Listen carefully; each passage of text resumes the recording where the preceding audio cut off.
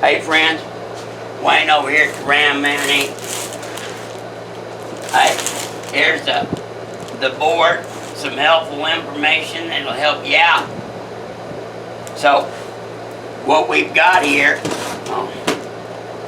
it's Wednesday, 7/13 of 2022. It's 10:01 in the morning. Anyway, we got a Hemi client that's bought several products from us before. Apparently, Kate tells me about 20 months ago, nearly 2 years ago.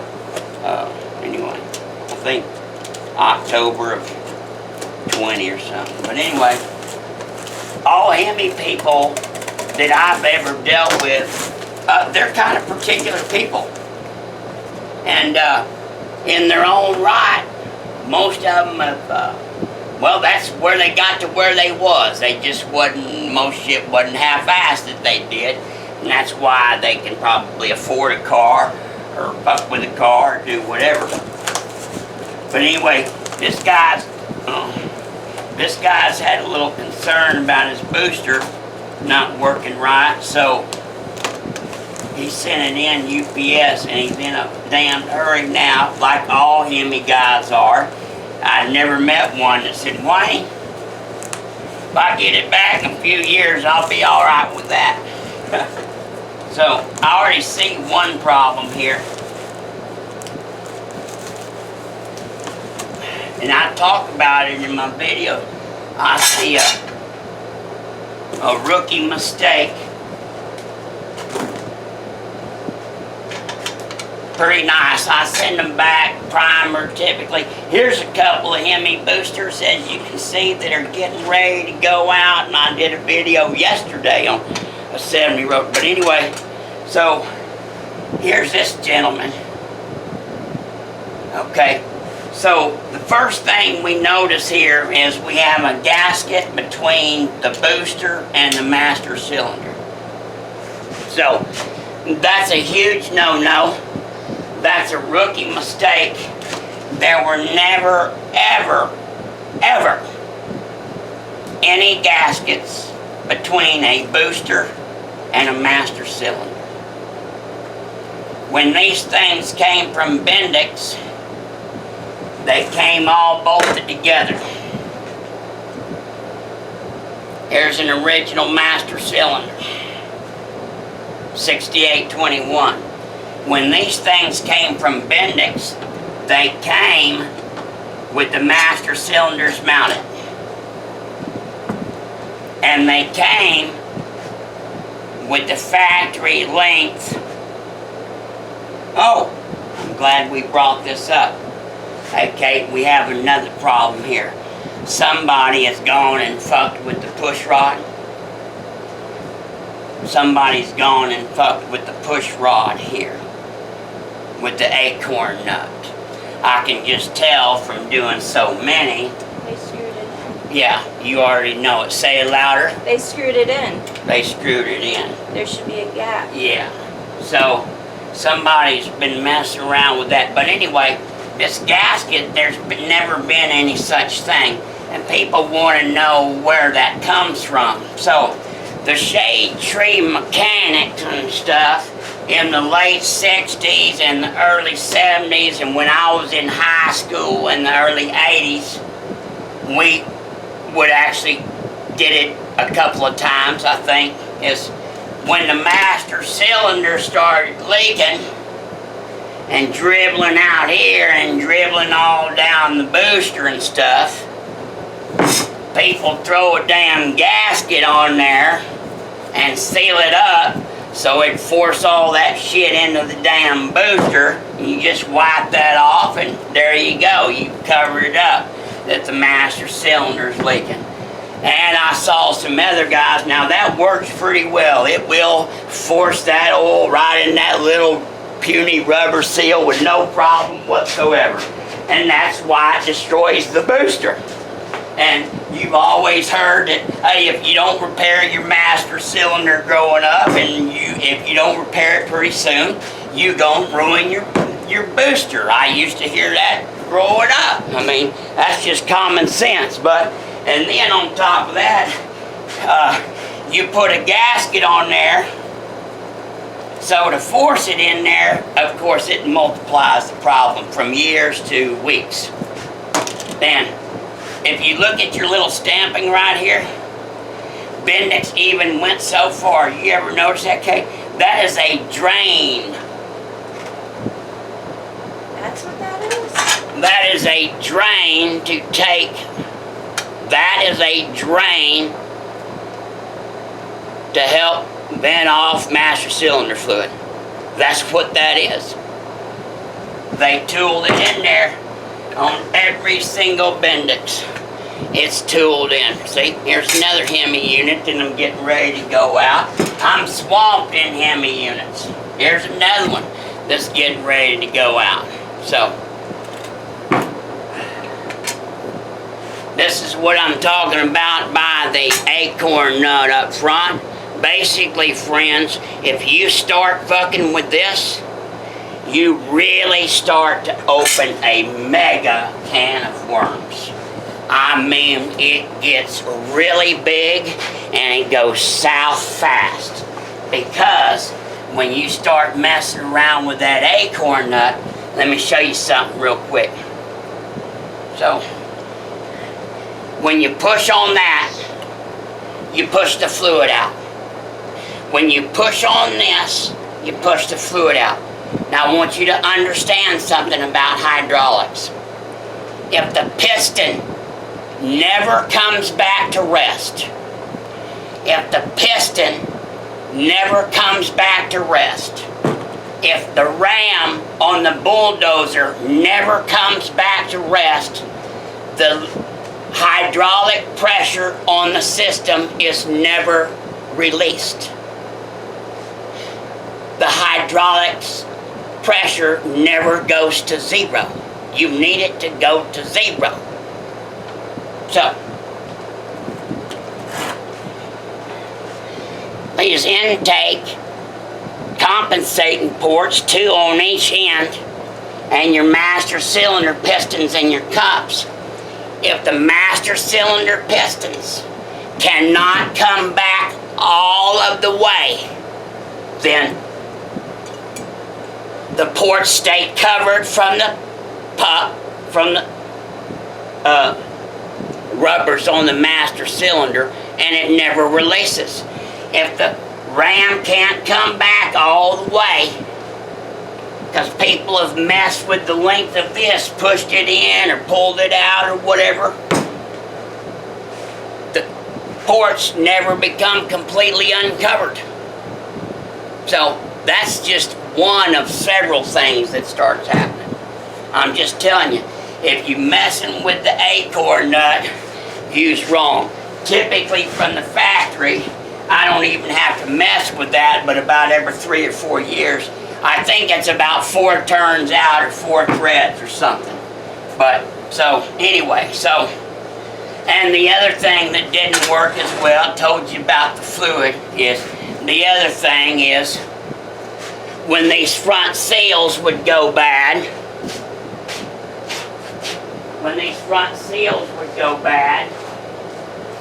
people try to put a gasket on here and seal this up against the master cylinder.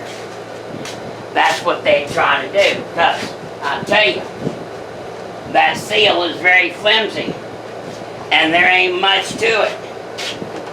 And most people don't have any idea, but I'm going to show you something.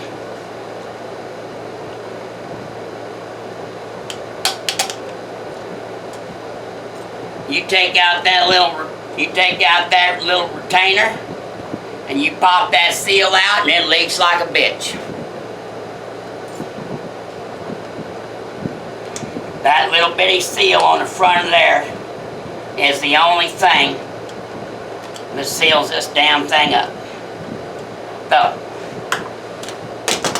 and plus, as I told you, the push rod depths were set in relationship to the depth of the master cylinder rear piston where they wanted it to set. If you had a spongy thing that was like this, and then when you tightened it down, it came in closer, well then, taking these measurements wouldn't work, because they would change when you put this down. So, anyway, no gaskets between the master cylinder and a booster on high-end cars shows that you're trying to hide something. Anyway, so there we go. Now, he was complaining about it, making noises, not working, I don't know. So, anyway, let's fire him up. I remember now, when you don't have any vacuum,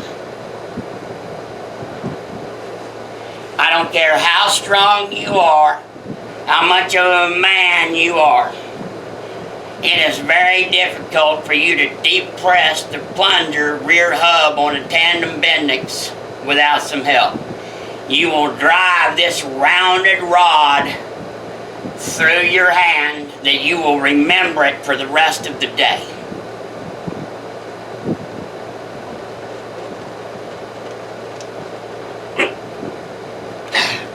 That's all I can do with all of my might.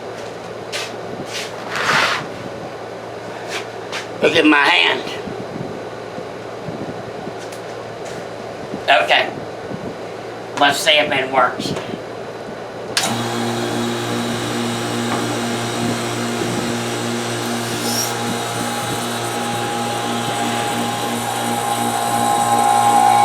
Okay, I don't hear it whistling. Because if it was whistling and making noise all the time, that would mean that this rubber poppet valve, this is how your rod is, and there's your silencer. Some are foam, some are horsehair, and here's your poppet valve. This gizmo is what controls the booster. This little gizmo, rubber. So, if it's leaking out here, then you can hear it. Anyway, let's check out the booster. So, it's one of the smoothest,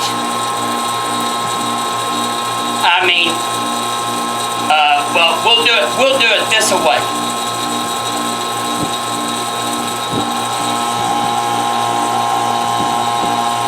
Great return, no dragging.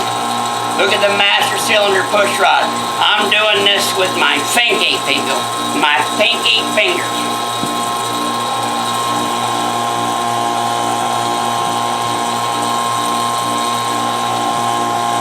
This is my pinky finger. Okay. We're going to shut the vacuum off. I don't hear a single thing. I don't hear a single thing. This booster's not making any noise whatsoever. So anyway, we need to make sure that the check valve is working, because it would release vacuum, and we need to check that the can's not leaking, because it we leaking it out. So, so your big Hemi shuts off, you're in the middle of the highway, you're supposed to have 1 or 2 emergency brakes when the engine shuts off. That's why you have the reserve in the can for when the motor's off. And no, it's not going to NASA. They never intended it to last 6 months or 60 years. So let's take this off, and we should have some 1 or 2 power assists. I'm not going to do that anymore. There's one.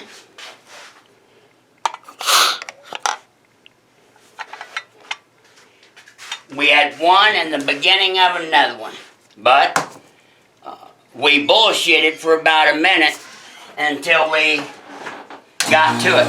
So let's try it again.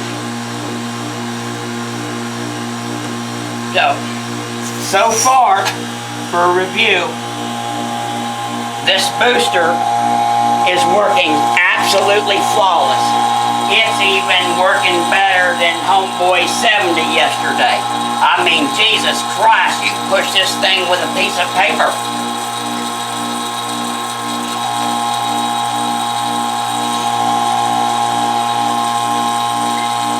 Now most people, so in this animal, here we go, let's turn the noise off. That's a booster working.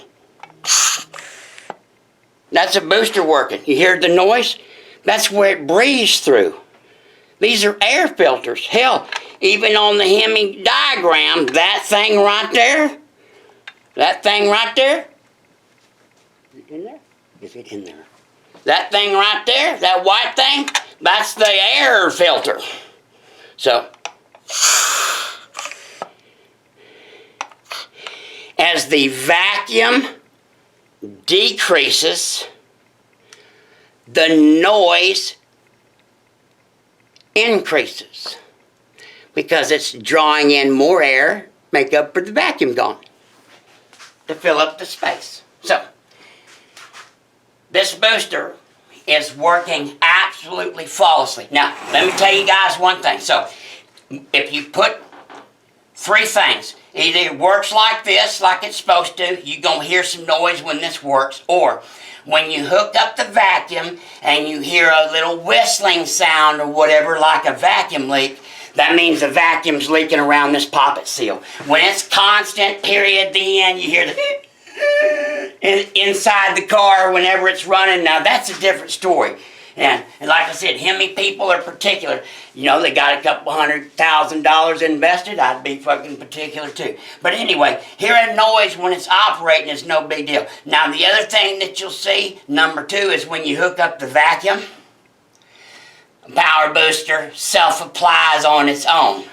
That means it's leaking through the inside of the poppet. It's a completely different deal. And so, that's what controls all these boosters, is this ported vented hub. There's your rod in there, there's your silencers. That's what we're looking at right here, gang. This is all down inside this hub. And that poppet valve sits right down in there. It sits right there. But anyway, so, I've been shooting the shit, so, yeah, apparently, nothing wrong with this booster whatsoever. Like I said, we ought to have 1 or 2 emergency brakes. It's absolutely, completely silent. Obviously, it's not leaking either. The function is absolutely flawless. It's flawless. I mean, here we go. 1. Yeah, you get one good one out of it, depending on how long you've been bullshitting. So,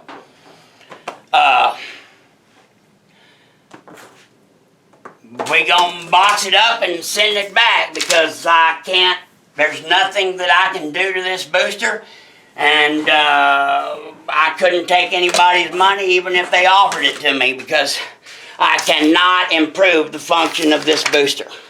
Doesn't matter if you gave me $5,000 and said make it better. I couldn't help you. So,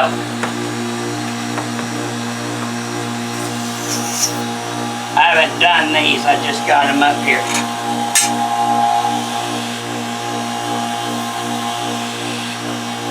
This one has about 85% of that one.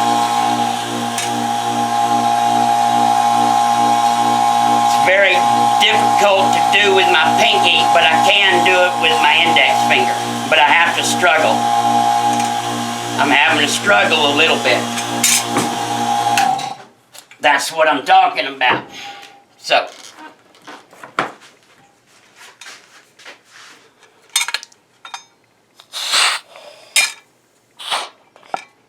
boosters make noise. This is the air intake and the air exit. So, I guess we're done with this. Needs to be boxed up, send it out, tell him God bless him, and if he's got problems, it's not there. We'll adjust the rod back out where it should be, and we'll send it on.